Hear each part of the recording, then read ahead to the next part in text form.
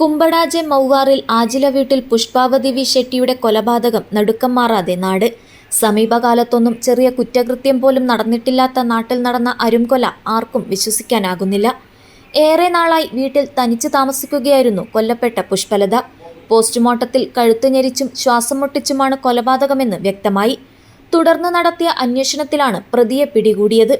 പരമേശ്വർ എന്ന രമേശ് നായ്ക്കാണ് അറസ്റ്റിലായത്.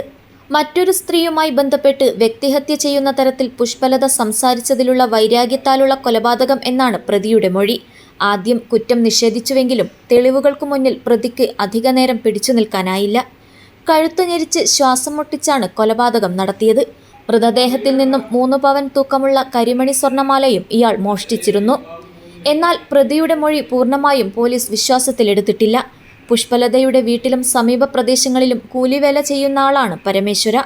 കൊലപാതക കുറ്റത്തിനു പുറമെ പ്രതിക്കെതിരെ മോഷണക്കുറ്റവും ചുമത്തിയിട്ടുണ്ട്. വ്യാഴാഴ്ച രാവിലെയാണ് പുഷ്പലത വി ഷെട്ടിയെ വീട്ടിൽ മരിച്ച നിലയിൽ കാണപ്പെട്ടത്. പോലീസിന്റെ പ്രാഥമിക പരിശോധനയിൽ തന്നെ കൊലപാതകമാണെന്നും സംശയമുണ്ടായിരുന്നു.